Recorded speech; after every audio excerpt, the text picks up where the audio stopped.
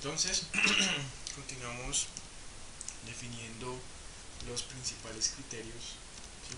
Los criterios generales en el diseño mecánico o de maquinaria. En esos criterios generales, pues acá se listan algunos principales que nosotros podemos encontrar a la hora de cualquier diseño de una máquina o una estructura determinada para cualquier fin.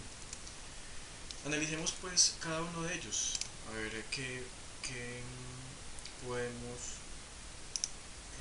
resaltar en cada uno de estos criterios generales que vamos a encontrar aquí en esta presentación. Inicialmente me dice que el aspecto de seguridad. Cuando nosotros estamos hablando del aspecto de seguridad, lo definimos como un criterio de diseño mecánico en maquinaria. Podemos hablar de lo que es seguridad operacional, ¿sí? Y cuando hablo de seguridad operacional es que el operario de nuestra máquina no vaya a sufrir ningún daño en el momento de manipular nuestra máquina, ¿cierto?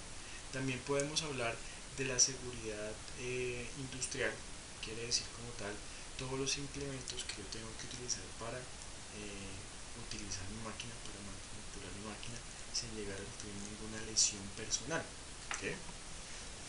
Encontramos también la parte de rendimiento. En la parte de rendimiento, fíjense que de una u otra manera cuando yo tengo una máquina, veíamos en clases anteriores que yo tengo una fuente de entrada. Lo ideal es de esa fuente de entrada, ¿cierto?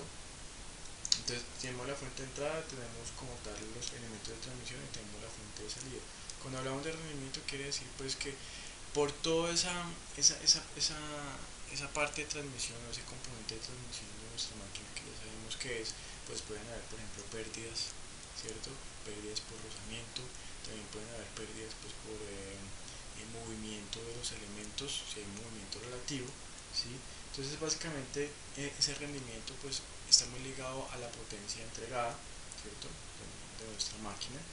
Ese rendimiento también nosotros lo podemos definir como el consumo, ¿sí? El consumo, por ejemplo, de energía. Si tenemos un torno o tenemos una fresadora, también podemos nosotros analizar el rendimiento de la máquina en función del consumo en el día, ¿cierto?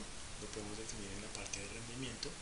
Confiabilidad, entonces más que todo la parte de confiabilidad quiere decir que cuando yo opere mi máquina, ¿sí? A través de un diseño mecánico, pues yo garantice que ninguna parte se va a fracturar, ¿sí?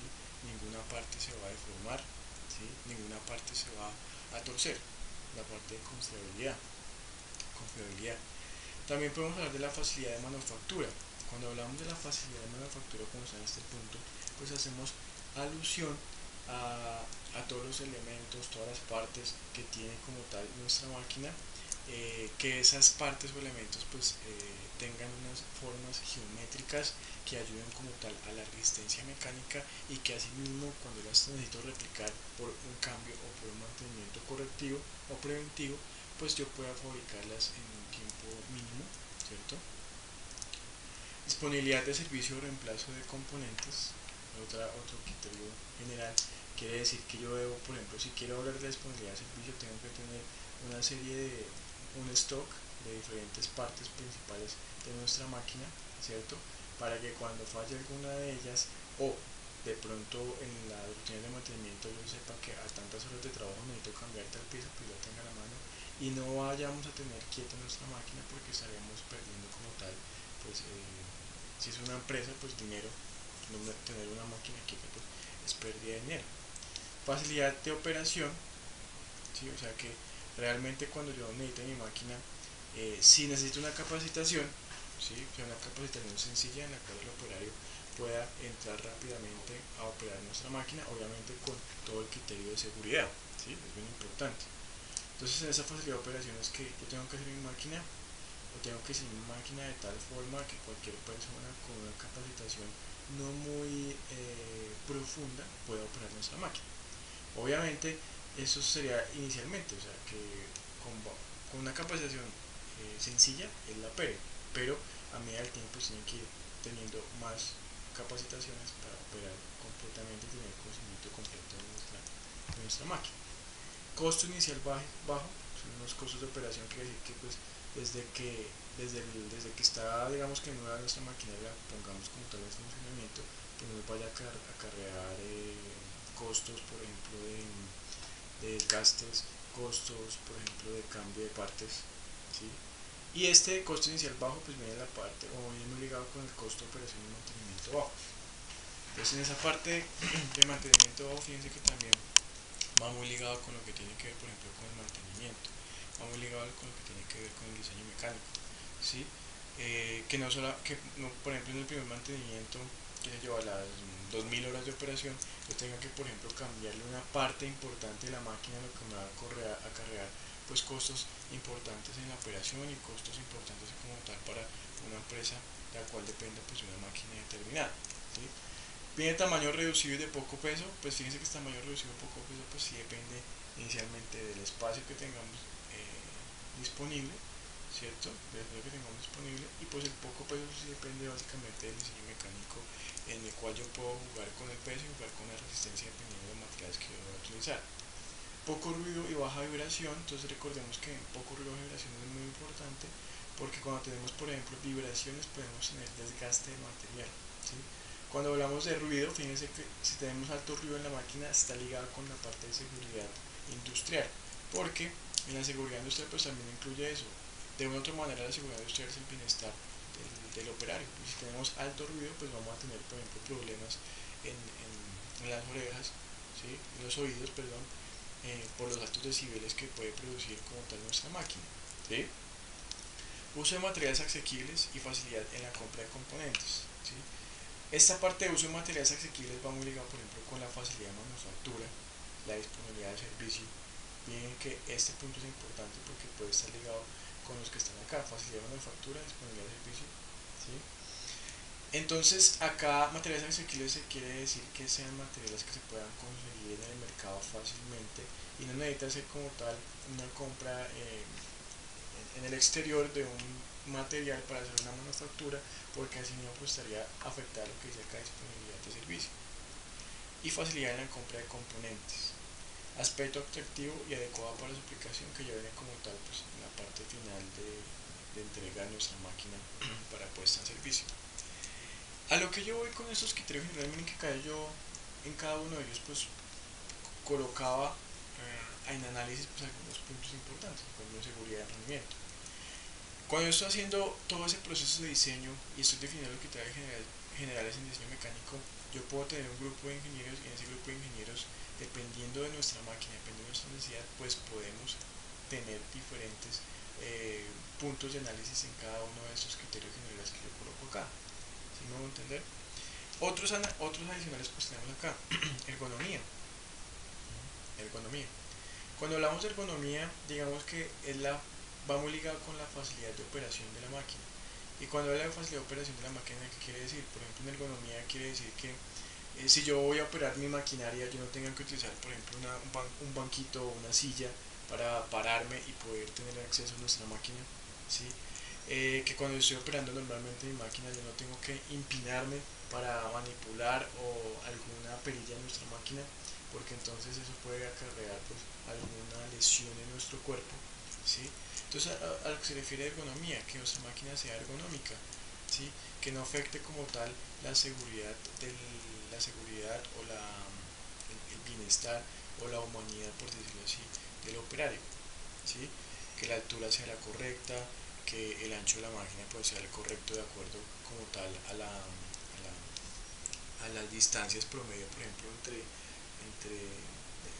entre brazo y brazo, entre extremo y extremo de las extremidades superiores del operario, sean las adecuadas. Eh, que, que si yo necesito hacer un cambio en componente de nuestra máquina y me necesito agachar por mucho tiempo, entonces ahí puede acarrear un problema en la espalda del operario. Entonces fíjense que cuando yo estoy en la parte de ingeniería no solamente es pensar en fabricar una máquina que, que, que soporte las cargas. Fíjense que ya en ingeniería pues tenemos que tener en cuenta otros aspectos. ¿Y otros aspectos cuáles? La seguridad, el bienestar, ¿sí? ¿De quién? Del operario. Porque usted puede hacer un diseño que eso nunca va a fallar, pero si va al operario, manipula su máquina y a los 2 días está allá digamos que en enfermería, diciendo que no, es que ya llevo una semana trabajando en esa máquina, pero me duele la espalda, ¿sí? Me toca agacharme, me duelen los pies, entonces toda la parte de ergonomía, lo que tengo que tener en cuenta es eso, ¿sí? Ya viene el análisis de resistencia, que pues va muy ligado como tal con la parte de materiales, resistencia de materiales, que vaya a resistir las cargas adecuadas. Análisis eléctrico si es necesario, ¿sí? Si es necesario análisis eléctrico. En análisis eléctrico pues la potencia consumida, ¿sí? La potencia que va a consumir como tal nuestra, nuestra máquina. También podemos hablar de las instalaciones que yo necesito para instalar nuestra máquina, si necesito por la tierra, si necesito una trifásica o bifásica. Esto es importante a la hora del diseño y en la parte de instalación de nuestra máquina. Manufactura ya lo hemos hablado, seguridad del producto ya lo hemos hablado. Análisis económico de mercado, pues que análisis económico de mercado pues ya corresponde más que todo a los costos que me acarreará como tal fabricar mi máquina. Desde la parte inicial, entonces cuál va a ser el costo que nosotros tenemos de la máquina, teniendo en cuenta pues todo el proceso de manufactura, todo el proceso de mecanizado, ¿sí? Todas las variables que se influyen como tal en esa puesta en marcha inicial de la máquina. Y la normatividad de cumplimiento, pues eso sí depende de las normatividades que nosotros estemos utilizando en el proceso de manufactura, en el proceso de ergonomía. Por ejemplo, en la ergonomía pues hay una serie de normatividad que yo debo cumplir respecto a las máquinas. Una altura máxima, un ancho máximo, ¿sí? Toda la parte de normatividad de cumplimiento. Miren que entonces acá recordábamos en este punto que yo tengo que plantear alternativas y tengo que tomar una alternativa de ellos, una alternativa de solución. ¿Y cómo hago ese análisis? Yo puedo pasar de tres alternativas posibles a la final o a la que yo voy a analizar a través de una matriz de decisión. Entonces, ¿qué me dice la matriz de decisión? En la matriz de decisión, fíjense que lo que me permite es decir cuál solución de diseño es la mejor. ¿Cuál solución de diseño es la mejor? ¿Sí? Entonces, ¿qué tenemos que evaluar inicialmente? Criterios de diseño o requerimientos, ponderación para cada uno de los diseños planteados. Ya vamos a mirar cómo es este proceso. Y todo esto pues se conoce como la famosa matriz de decisión. La matriz de decisión. Entonces miremos lo siguiente. Cuando estamos haciendo el proceso de diseño de una maquinaria, pues nosotros hablamos de un equipo de diseño. Ese equipo de diseño, ¿de qué se va a encargar? Ese equipo de diseño se va a encargar de definir los criterios generales en el diseño mecánico. Definir cada uno de estos criterios. ¿Sí? Entonces, ese equipo de diseño lo que va a empezar es a definir criterios de diseño principales. Miren que yo no es regla que yo utilice todos esos criterios. Yo puedo tener diferentes criterios de diseño de acuerdo a mi equipo de diseño. Por ejemplo, en este caso se pone el ejemplo que este equipo de diseño definió estos criterios: seguridad, fácil uso, portabilidad, durabilidad y resistencia, uso de partes estándar y costo. Este equipo de acá lo que definió fue los criterios, y lo que tienen que definir también es la ponderación de cada uno de sus criterios. Fíjense que en la ponderación acá le dieron que la seguridad es 30%, fácil uso 20%, portabilidad 20%, durabilidad y resistencia 10%, uso de partes estándar 10% y costo 10%. Eso fue el equipo de diseño que se encargó de dar esta ponderación. Lo que podemos nosotros hacer en ese equipo de diseño es profundizar mucho más en qué está involucrado en seguridad. Miren que acá seguridad me dice que 30%. ¿Por qué meterían aquí mayor seguridad?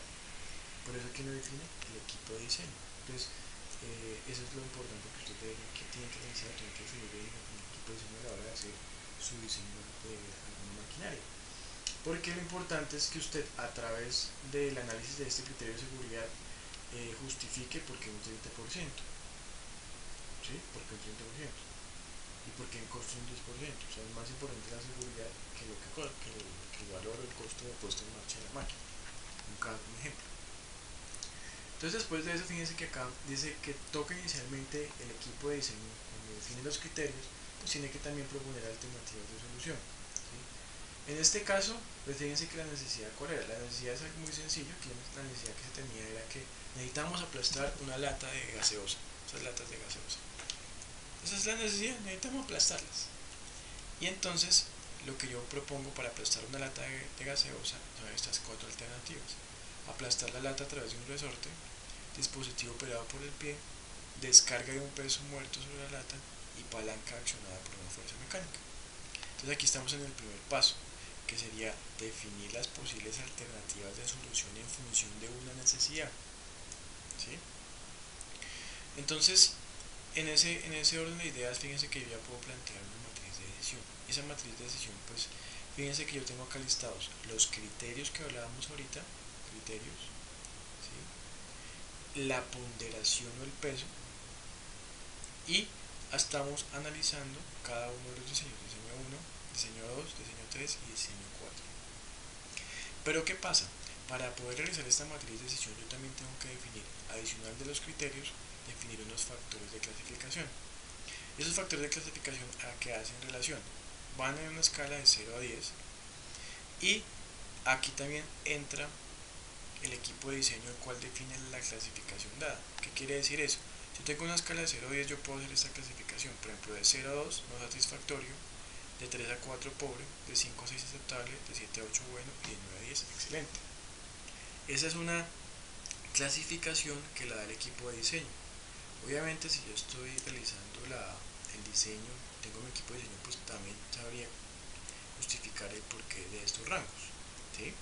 Entonces hagamos el ejercicio. Miren que acá nos dicen que para el diseño 1 me dice que es aplastar la lata a través de un resorte. Observamos que tenemos un factor de clasificación, por ejemplo en seguridad, de 2, quiere decir que es no satisfactorio. De fácil uso, de 8, quiere decir que es bueno. Portabilidad, 5, quiere decir que es aceptable. Durabilidad, 8, que es bueno. Partes estándar, 7, que es bueno, ¿sí? Costos, 6, que es aceptable. Entonces fíjense que lo que yo tengo que hacer es coger cada uno de mis diseños, por ejemplo aplastar la lata de un resorte, cojo mi diseño y hago la evaluación de estos criterios dándole un factor de clasificación. Y esa asignación, pues sí depende del análisis que yo haga de cada uno de mis diseños, del análisis que haga de cada uno de mis diseños. El diseño 2, fíjense que en el diseño 2 me dice que es dispositivo operado por el pie. En cuanto a seguridad se le colocó el equipo de diseño 9, excelente, en comparación por ejemplo al 1. En el diseño 3, descarga de un peso muerto sobre la lata, seguridad 2. En el diseño 4, palanca accionada por una fuerza mecánica, seguridad 9. Entonces fíjense que lo que yo hago es darle un factor de clasificación analizando cada uno de los criterios de diseño que yo planteé en mi equipo de diseño. Otra vez. Entonces, ¿qué hacemos nosotros aquí para definir cuál sería el diseño que nosotros vamos a utilizar? Entonces cogemos y multiplicamos la ponderación 30 por el factor de clasificación, nos da 60. 20 por el factor de clasificación me da 160. 20 por 5, 100. 10 por 8, 80. 10 por 7, 70. 10 por 6, 60. Y así hago con los demás diseños. 30 por 9, 270. 20 por 9, 180. 20 por 3, 60. Entonces así hago con cada uno de los diseños, tomo mi ponderación y la multiplico por el factor de clasificación y voy a obtener estos valores. 60, 160, 100, 80, 70, 60, para el diseño 3, 60, 120, 40, 60, 80 y 70. ¿Y qué es lo que tengo que hacer? Lo que tengo que hacer es sumar estos valores de la multiplicación entre la ponderación y el factor de clasificación, los sumo y obtengo estos valores finales. Estos valores finales, ¿para qué me sirven? Aquí me dio para el diseño 1, 530, para el diseño 2, 710, para el diseño 3, 430, para el diseño 4, 850. Esta matriz de decisión me permite definir que el diseño que cumple como tal estos criterios, según mi equipo, es el diseño número 4, palanca accionada por una fuerza mecánica, ¿sí? Y vemos que pues de una u otra manera el factor de clasificación que yo le di a todos los criterios pues, fueron altos, se encontraron entre bueno y excelente. Por consiguiente, este va a ser el diseño en el cual yo tengo que enfatizar pues todo por ejemplo, lo que hablábamos anteriormente, el aspecto de cálculo, el aspecto de resistencia, el aspecto de economía, ¿sí? Entonces aquí sería el caso del uso de una matriz de decisión para definir cuál sería la alternativa de solución óptima. Entonces, fíjense que ya después de nosotros determinar la solución óptima, yo comienzo a trabajar en todo lo que tiene que ver con el desarrollo podemos hablar de desarrollo final, ¿sí? O diseño final de nuestra máquina, ¿sí? Teniendo en cuenta, por ejemplo, bosquejos de ingeniería, lo que vemos acá en bosquejos de ingeniería, ¿sí? Esos bosquejos de ingeniería son muy importantes porque fíjense que en cada una de estas alternativas yo puedo realizar un bosquejo de ingeniería, en el cual en el bosquejo de ingeniería lo que yo puedo mostrar son dimensiones iniciales, lo que puedo mostrar por ejemplo son disposiciones de elementos y puedo mostrar también hipótesis sobre los posibles materiales que puedo utilizar. En el bosquejo de ingeniería pues me permite de una u otra manera que todas estas alternativas de solución que yo tengo, ¿cierto? Sean se puedan analizar de mejor forma por el equipo de diseño, teniendo en cuenta en cómo va a ser nuestra máquina, qué dimensiones va a tener, ¿sí? Entonces acá tenemos una serie de puntos importantes. El bosquejo de la idea, punto de partida para cualquier diseño, ¿sí? Entonces fíjense que aquí está hablando del punto de partida para cada alternativa de solución. Comunicar la idea a otros ingenieros, incluso a uno mismo. Esto sería, por ejemplo, si yo estoy haciendo esta parte de matriz de decisión, ¿cierto? Y quiero mostrar todo el proceso de matriz de decisión, pero yo tengo que mostrar un bosquejo de ingeniería de cada una de estas alternativas digamos que a un comité determinado en una empresa, ¿sí? No es lo mismo tener la idea vagamente que tener un bosquejo, ¿sí? O sea, yo puedo tener muchas ideas de cómo sería mi máquina, pero hasta que usted no la plasme en papel, ¿cierto? No va a ser útil como tal para el equipo de diseño definir criterios, por ejemplo, de diseño para cada una de las alternativas, ¿sí? Vistas principales del bosquejo. Y el bosquejo deberá contener información suficiente para permitir la elaboración de un modelo de ingeniería con fines de diseño y análisis. ¿Qué pasa? Cuando yo saco un bosquejo de ingeniería que yo lo puedo hacer a mano, a través de ese bosquejo de ingeniería yo puedo, por ejemplo, utilizar un CAD, un software, ¿cierto? Software CAD para poder llevar o realizar como tal toda nuestra maquinita y tener mejor idea de toda de toda la geometría, de toda la disposición de elementos, ¿sí? De cómo va a estar conformada nuestra máquina. Entonces fíjense que acá por ejemplo tengo un bosquejo de ingeniería que es un dibujo a mano, ¿cierto?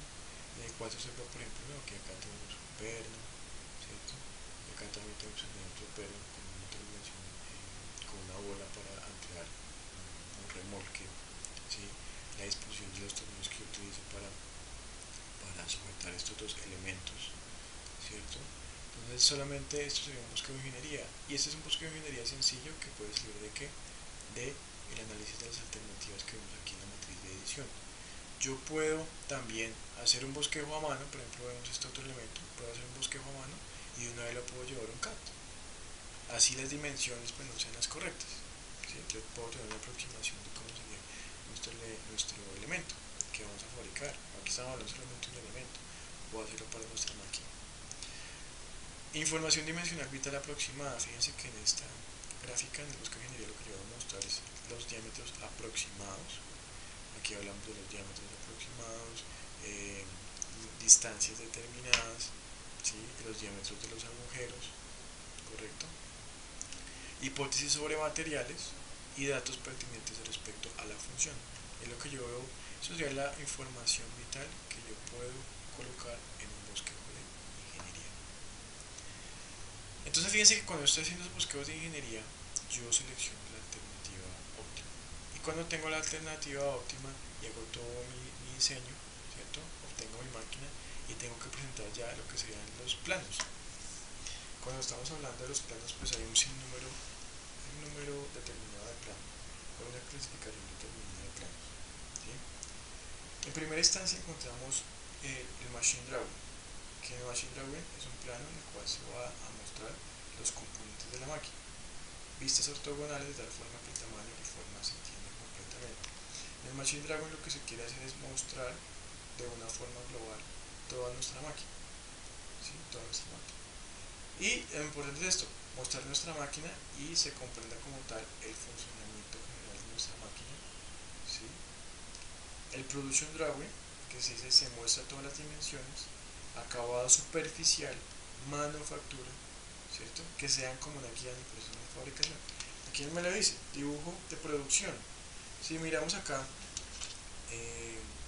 por ejemplo, la diferencia entre este de la izquierda y este de la derecha, observamos que acá ya sobre la superficie, miren que aquí en las superficies, por ejemplo esta superficie tenemos estos símbolos, y estos simbolitos de acá son símbolos, por ejemplo, de acabado superficial, y ese acabado superficial está muy ligado, por ejemplo, con, aquí el acabado superficial está ligado con la parte de manufactura. Estamos hablando aquí, por ejemplo, viendo tolerancias geométricas. Entonces, la tolerancia geométrica pues, también viene ligado con la parte de fabricación, con la parte de producción, con la parte de manufactura. También vemos aquí las tolerancias. Entonces, en el Production Drawing podemos encontrar acabados superficiales, tolerancias geométricas, tolerancias dimensionales, ¿cierto? Eso es importante porque cuando yo esté manufacturando esta pieza, pues tengo que tener en cuenta todos estos símbolos que usted como ingeniero pues los va a colocar en su plano para que cuando esté realizando la operación de fabricación pues lo tengamos en cuenta, ¿sí? Acá dice que es la guía para el operario para producir como tal el componente de nuestra máquina. Tenemos el part drawing, que es dibujo detallado de las piezas de un componente o miembro de la máquina, ¿sí? Dibujo detallado de las piezas. Entonces aquí es sencillamente yo puedo observar, miren que aquí tenemos este elemento de acá. Este elemento de acá tiene una serie de piezas, ¿no? Tiene este pin principal, tiene esta tuerca, ¿sí? Entonces el part drawing lo que permite, o lo que yo colocaría en el part drawing es colocar cada una de estas piezas que componen este miembro general. Cada una de estas piezas pues las tengo que colocar en un plano aparte para saber, por ejemplo, sus dimensiones y para saber como tal cómo es su geometría, cada una de las partes que componen nuestra máquina, ¿sí? Y el Assembly Drawing muestra varias piezas componentes de una máquina en su correcta localización. Fíjense que estos dos de acá serían Assembly Drawing.